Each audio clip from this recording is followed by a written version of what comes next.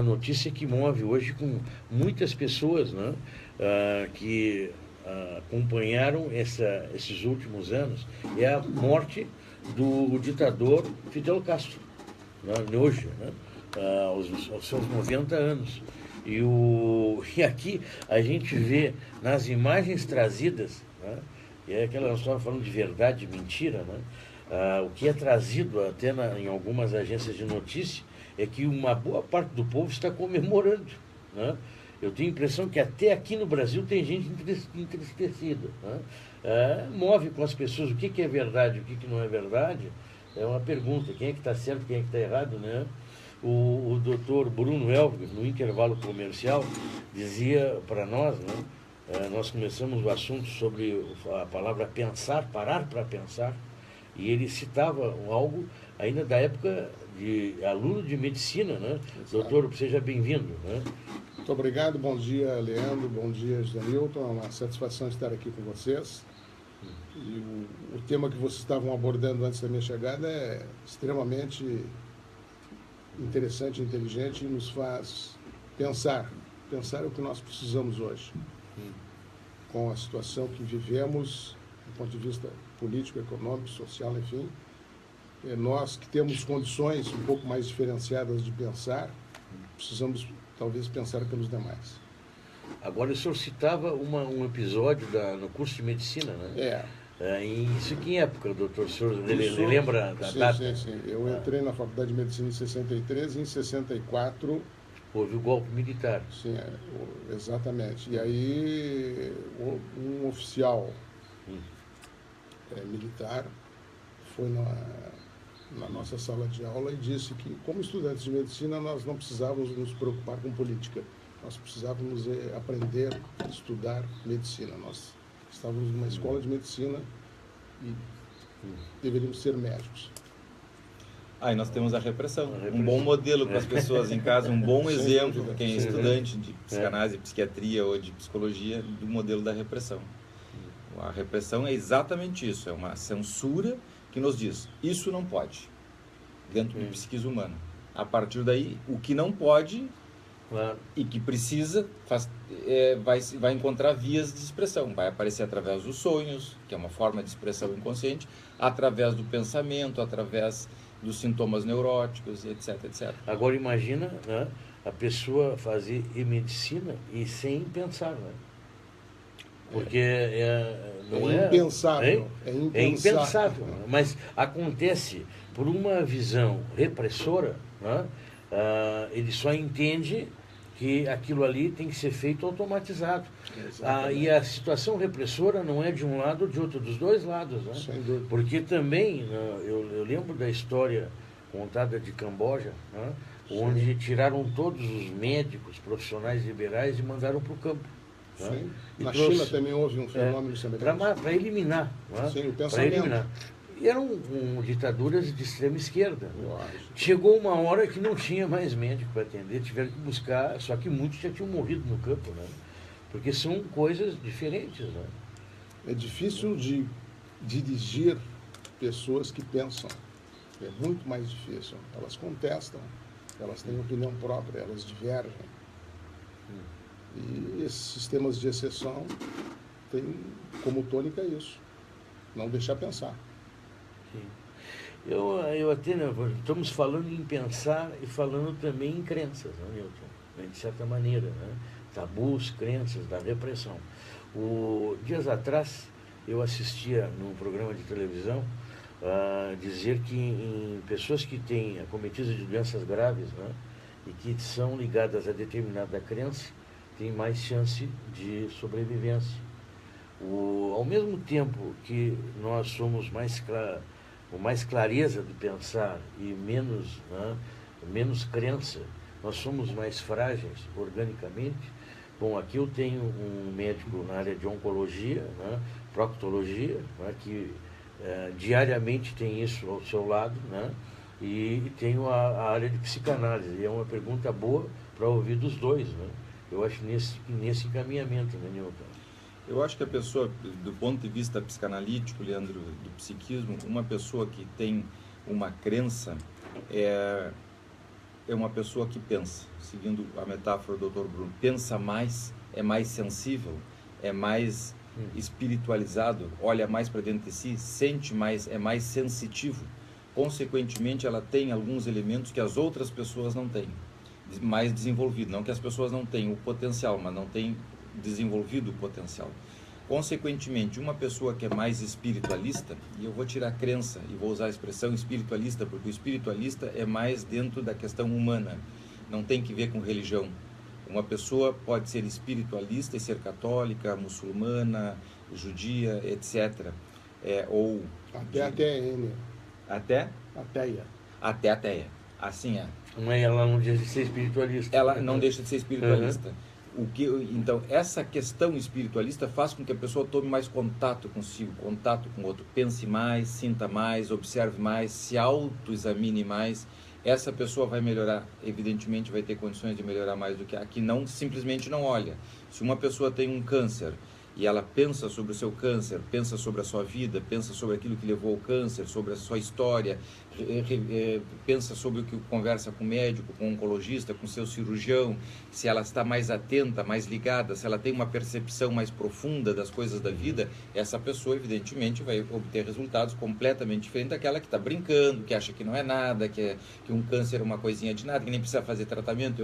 Eu já vi pessoas, por exemplo, com câncer que não fizeram tratamento, nem operaram, e depois, claro, na última hora saíram correndo atrás e viveram 30 dias, porque já estavam em situações calamitosas internas. Ou seja, a falta de olhar para dentro de si não ajudou essa pessoa a se defender de forma adequada. E utilizar os meios, a tecnologia, o conhecimento, a ciência, precocemente, fazendo exames periódicos, pegando as coisas... na área do Dr. Bruno, é completamente diferente uma pessoa fazer uma colonoscopia e tirar um pólipo do intestino que operar 10 anos depois um câncer de cólon, por exemplo. São coisas completamente diferentes. Mas o que faz com que uma pessoa passe 10 anos sem se autoexaminar e buscar as pessoas adequadas para fazer a previsão, a revisão, achando que não vai dar nada, e quem busca encontra, como a gente escuta muitas vezes, e morrer dessa doença 6 meses depois? Qual é a diferença dessa pessoa para aquela que sistematicamente vai, que não dá margem para o azar, que se examina, que acredita que as coisas realmente vão acontecer, porque a pessoa está viva, e que se puder fazer precocemente o diagnóstico, vai ter mais condições de se salvar, e etc, vezes etc. O conhecimento dá de um jeito ou dá de outro, não influencia de uma maneira diferente das pessoas. Por exemplo, a pessoa que sabe o que é um câncer, né? Cientificamente, ela tem medo, ela sabe que aquilo ali vai, né, muitas vezes é uma situação delicada. E ela tem medo até de saber que tem, né? Porque ela talvez não vai resistir à notícia, né? Talvez porque ela não tenha crença, ou não tenha fé em alguma coisa mais... Né? Provoquei. Quem conhece os fenômenos, os fatos, tem mais dificuldade. Ele, por um lado, ele elabora, ele racionaliza adequadamente, ele toma as atitudes adequadas, mas às vezes internamente ele sofre mais, porque ele sabe o decorrer da história, da evolução, o que pode eventualmente acontecer. Então isso faz com que as pessoas ou sejam prudentes, cuidadosas e obedeçam as normas que hoje são preconizadas pela prevenção em doença, ou por outro lado, como o Dr. José Newton, falou, se entregam, levam como nada tivesse acontecendo e chegam a fases terminais de resolução ruim. Uma pensou com profundidade e incluiu a possibilidade da enfermidade e as soluções adequadas. A outra simplesmente negou, ou por angústia, ou por fragilidade do ego, psíquica, para que as pessoas nos entendam em casa, alguma motivação dentro dela totalmente inconsciente fez com que ela saísse de perto do tema. Essa ficou exposta à doença e aos perigos. Aqui enfrentou, mesmo correndo o risco de se preocupar com alguma coisa mais grave, solucionou. Então, quem pensa com mais profundidade, seguimos no tema do pensamento, tem muito mais chance de se defender de forma adequada, mesmo sabendo, às vezes, tendo uma notícia ruim. Agora, doutor Bruno, o senhor percebe alguma diferença, né, nas pessoas com mais crença, né? Espiritualistas, como, né? Independente da cor da bandeira religiosa, assim, Sim. quando do enfrentamento de um câncer, principalmente o maligno, né? Sem dúvida. As pessoas que acreditam em alguma coisa, ou num Deus, numa espiritualização, ou não acreditam nada, mas são convictos, eles têm suas condutas solidamente formadas, estes não têm muita dificuldade em aceitar. Aqueles que se dizem, olha, eu sou católico, mas eu vou no centro espírita, eu tomo passe, eu faço despacho, ou seja, eles pipocam em várias áreas, ou seja, eles não têm uma certeza, eles põem uma vela para Deus e outra para o diabo, esses têm mais dificuldade. Isso a gente observa sobretudo no final. As pessoas que acreditam, que têm uma conduta filosófica bem firmada, sofrem menos e acreditam no seu destino. Aqueles que titubeiam, que têm dúvidas, estes são os mais difíceis. E isso às vezes não é só o doente, é a família. Então, aqueles problemas familiares, pessoais, que foram vivenciados antigamente, num momento desses, vem à tona e a família questiona a conduta do médico. E aí a gente tem que conversar com a família. O médico vocês podem trocar, o hospital vocês podem trocar, vocês podem se tratar numa outra cidade e num outro país. Agora vocês, família, não podem se trocar. Você não vai deixar de ser filho, nem ele deixar de ser seu pai. Esse aspecto realmente é muito importante e tem sido valorizado ultimamente. Envolve, além do paciente, a família. Sem dúvida nessa alguma. parte de crença, de acreditar naquilo que está sendo feito.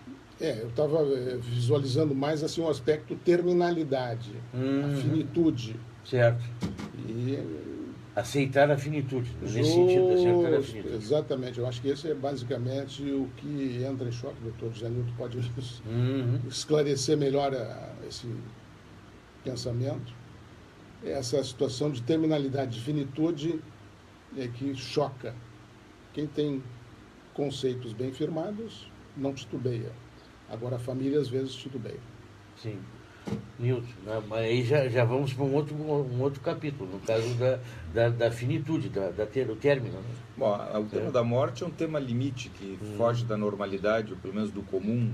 Nós temos dito que a morte é a única coisa no psiquismo humano que não deixa registro, porque o indivíduo morre por si só, não transmite as vivências da morte. Então nós lidamos muito mal com o tema da morte. Aí criamos uma infinidade de teorias, gera insegurança, gera uma série de transtornos importantes no limite. Portanto, limite é quando o psiquismo do indivíduo não encontra formas de resolver, de pensar, de questionar com as coisas simples do cotidiano. E aí surge uma infinidade de possibilidades, evidentemente. Para as pessoas que têm a morte como o fim dos tempos, digamos assim, é evidente que essa pessoa tem uma relação com a vida completamente diferente. Ele vai aproveitar mais a vida, ele vai ter a consciência de que ele tem um tempo X para resolver coisas, 80, 90 anos. Fidel Castro faleceu hoje com 90 anos, mais ou menos. Esse é o período que nós temos, até 90 e poucos anos, eventualmente já com algum déficit importante, mas vida mesmo até os 80 e poucos anos. E a pessoa sabe que esse é o período que ela tem para se realizar na vida. Então, por quê? Porque se tiver uma outra vida depois, se é que tem, é outra vida, não tem que ver com essa, certamente não vai servir para retificar ou resgatar, a não ser que o indivíduo entre na questão da reencarnação e tudo mais. Bom, mas é o tema, nós não vamos, não é a nossa área, nós não vamos mexer nisso. De qualquer maneira, o tema da morte está diretamente relacionado com essa grande despedida. E a morte, em última instância, é uma retirada de amor. O que está por trás do tema da morte, que nos angustia tanto, é que a morte é uma grande retirada de amor. A partir do momento que nós desinvestimos as pessoas que são importantes para nós, da nossa energia psíquica para estabelecer relações, digamos assim, para dizer de uma forma econômica. E ao mesmo tempo, nos desligarmos de quem foi historicamente super importante para nós. Então é uma grande despedida, é uma grande retirada, é um apagar de luzes que provoca uma escuridão afetiva. Isso angustia terrivelmente as pessoas. Agora, isso aí, a relação, né, normalmente a gente quer botar as culpas na pessoa mais próxima, né? No caso dos familiares, né? Dependendo da relação que há. O primeiro é o médico, né? Está ali Quanto mais conflitiva for a relação com quem morre ou com quem adoece gravemente, maior o sentimento de culpa. Consequentemente, essa pessoa vai encontrar um bode expiatório, vai tender a encontrar um bode expiatório, porque o sentimento de culpa provoca uma acusação muito grande dentro do indivíduo. Então, suponhamos que eu tenho um filho que seja excepcional e que adoeça gravemente. Então, eu vou ter um sentimento de culpa natural muito grande de ter gerado essa criança excepcional, mesmo que eu não tenha essa consciência. Mas dentro de mim isso vai existir, de uma forma ou de outra. Eu posso tratar, resolver, diminuir e tal, mas as pessoas que não tratam isso sempre vão se sentir responsáveis por terem gerado aquela criança ou terem não acudido a tempo, não terem sido eficientes, etc, etc. Bom, se o médico se atravessa na frente e é uma opção para eu depositar nele essa acusação toda, o psiquismo se vale dessas projeções, aí é um mecanismo projetivo de defesa para responsabilizar o doutor Bruno, que operou uma pessoa terminal, ou com um acidentado, ou uma pessoa, sei lá, com uma doença grave, que tinha um risco de 90% de falecer durante uma cirurgia, ele então vai ser o causante daquele problema, e não toda a acusação que eu tenho dentro de mim. O que hoje até me parece-me, né? A medicina foi de uma evolução tão grande, né, Newton? Doutor Bruno, que é difícil às vezes a pessoa morrer na cirurgia, né? É difícil morrer numa mesa cirúrgica, né? É verdade. Hoje a anestesia, os cuidados de metabologia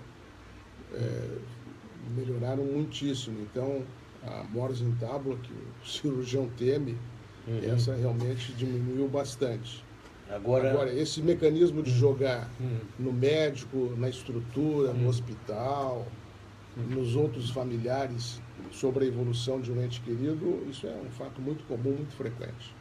Como lidar com isso? Porque acaba que quem está na frente lá, bom, ele vai ter que aprender a lidar com isso. É um momento ruim. Né? E esse tem sido um assunto já hoje abordado nas residências de oncologia, de um modo geral, quer clínicas, quer cirúrgicas. Tá? Existem áreas específicas para tratamento dos doentes terminais, manipulação desses doentes, a sedação, analgesia, o amparo psicológico. Isso mudou bastante. O médico caiu daquele pedestal que tinha, de que é um santo, que resolvia tudo, tá? E hoje ele precisa também ser humilde e conversar com o doente, conversar com a família. Agora é interessante o comportamento, né? E isso é comum, eu também não sou diferente, todos nós temos as mesmas situações. Você vai no médico, vai no hospital e sai dali daquele problema, né? Aí você, a primeira coisa que você acredita isso é a Deus, né? É a Deus. Mas quando não sai, o culpado é o médico, né? Então, as duas situações, né? É interessante, né? Claro que já aqueles reconhecimentos de até familiares, é comum a gente ver nos jornais, né? Foi atendido por fulano de tal, né? Veio a falecer, mas há um reconhecimento do atendimento daquele profissional, né?